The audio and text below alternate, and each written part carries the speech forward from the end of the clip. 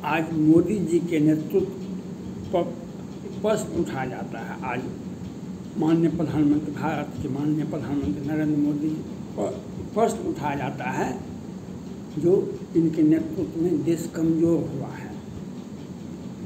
आज चाइना के राष्ट्रपति शी जिनपिंग साहब ने कहा जो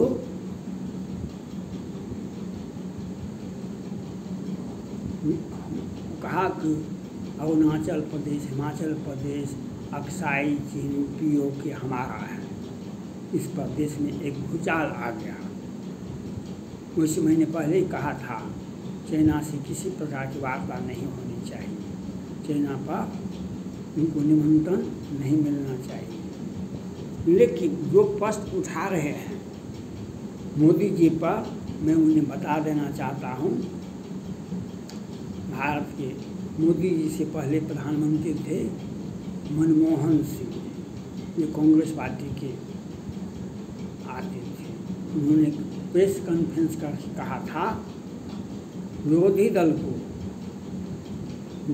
को बोलने का अधिकार को कोई रोक नहीं सकता है। लेकिन मनमोहन सिंह ने कहा था जो आप हमारा आलोचना कीजिए, आप चाइना का आलोचना नहीं कर सकते हैं, आप चाइना का आलोचना नहीं कर सकते हैं। उन लोगों को मैं बता देना चाहता हूँ यह बात सत्य है या नहीं है। आज मोदी जी के नेतृत्व में ही पूरे भारत की जनता चाइना का विरोध करता है। आज पूरे भारत की जनता चाइना का विरोध करता है। ये अधिकार माननीय प्रधानमंत्री नरेंद्र मोदी जी ने दिया है। ये अधिकार भारत के प्रधानमंत्री नरेंद्र मोदी जी ने दिया है। और डोकलाम विवाद हुआ था 72-73 दिनों तक, डोकलाम विवाद हुआ था 72-73 दिनों तक। गलवान घाटी हुआ था, खूनी झड़प हुआ था पेंगोंग लेह लद्दाख पर, और उसमें हमारे 20 से अधिक जवान शहीद हुए थे और चाइना का सैकड़ों जवान शहीद हुआ था, सैकड़ों जवान, और सैकड़ों जवान उसके घायल हुए थे। और तवांग में हमने दिखा दिया था हमारे सैनिकों को बाल बांका भी नहीं हुआ, और हमने उसके सैकड़ों हजारों सैनिकों को खदेड़ करके पीटा, लहूलुहान कर दिया।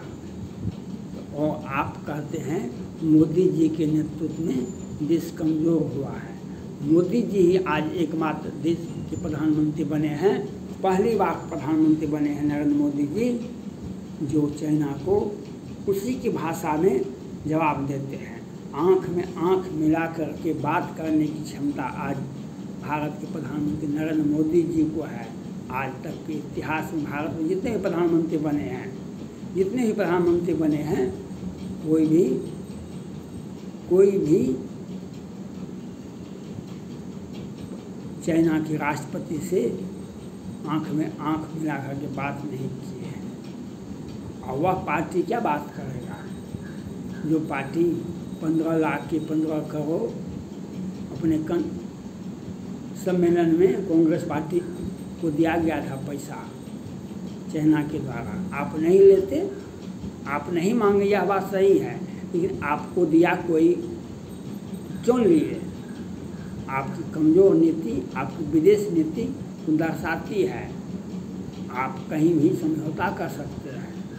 और हमारे देश के कितने पत्रकार बंधु बड़े बोल वाले कहते हैं कि हम, और वे 35-35 लाख रुपया लिए हैं, और वे अखबार में बयान देते हैं मोदी जी के नेतृत्व में देश कमज़ोर हुआ है, हम चाइना के सामने आत्मसमर्पण कर दिए हैं। मोदी जी ही एकमात्र देश में पहला प्रधानमंत्री बने हैं जिसने चाइना को उसी की भाषा में जवाब दिया है। आज 3 युद्ध हुआ, डोकलाम विवाद, गलवान घाटी और तवांग में। हमारे तीनों जगह हमारे सैनिकों ने चाइना को खदेड़ करके दिखा दिया जो कितना पानी में है। जो चाइना कहता था, उसका ग्लोबल टाइम्स कहता था पहाड़ को हिलाना आसान है, पहाड़ को हिलाना आसान है, PLI को हिलाना आसान नहीं है, PLI को हिलाना आसान नहीं। लेकिन हमने वह उसका जो अहंकार था उसको चकनाचूर करके दुनिया के सामने पेश किया।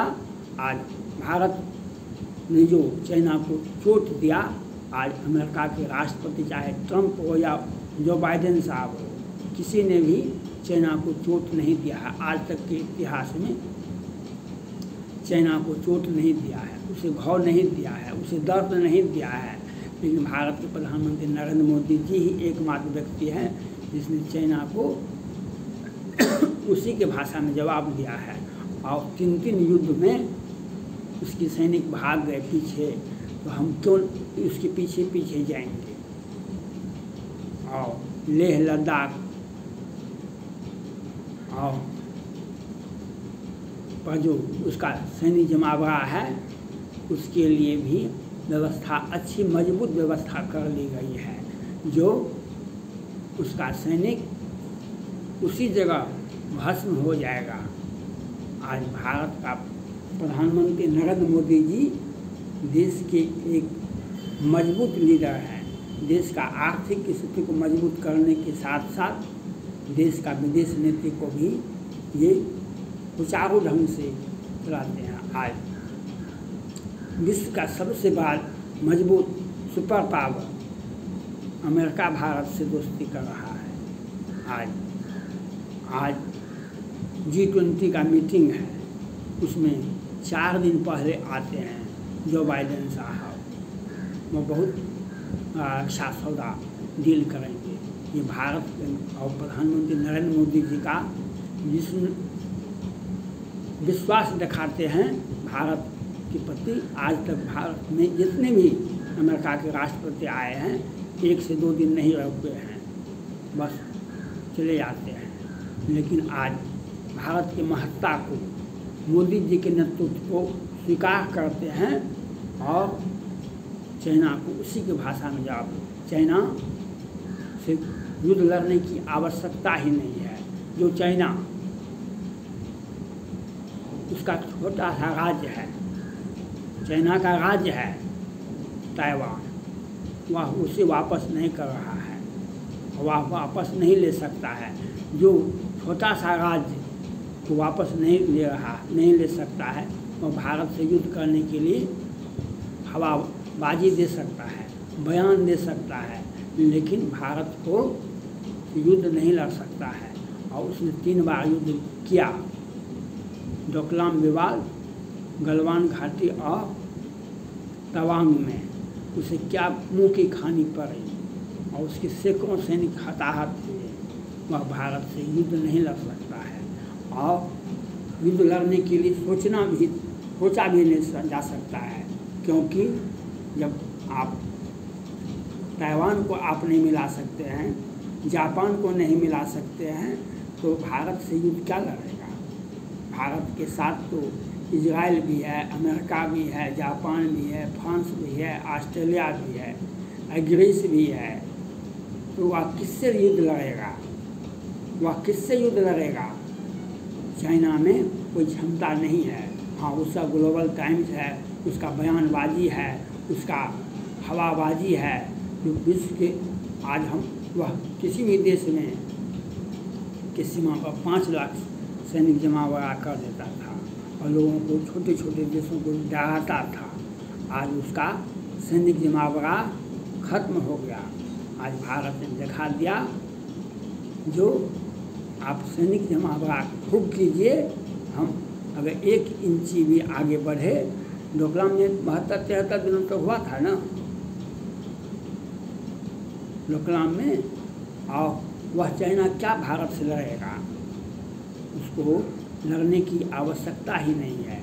जिसका 2 सबमरीन परमाणु से लेस, परमाणु पनडुब्बी, 2 जल समाधि ले लेता है, वह कितने उसके सैनिक मारे गए होंगे और वह युद्ध लड़ेगा भारत से।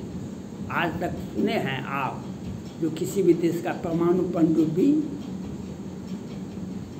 डूबा है, समुद्र में जल समाधि ले लिया है, उसका हथियार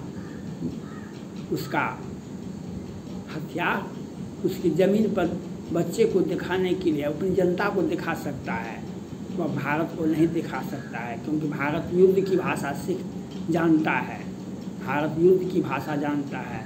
और ये जो नए नए राजनीतिक गठबंधन वाले नेताजी हैं, आपके तो प्रधानमंत्री जो थे कांग्रेस पार्टी के, वे कहते थे चाइना से पर टिक्का टिप्पणी नहीं कीजिए, और भारत का प्रधानमंत्री ने आदेश दिया है जनता को अधिकार दिया है कि आप चाइना का विरोध कीजिए।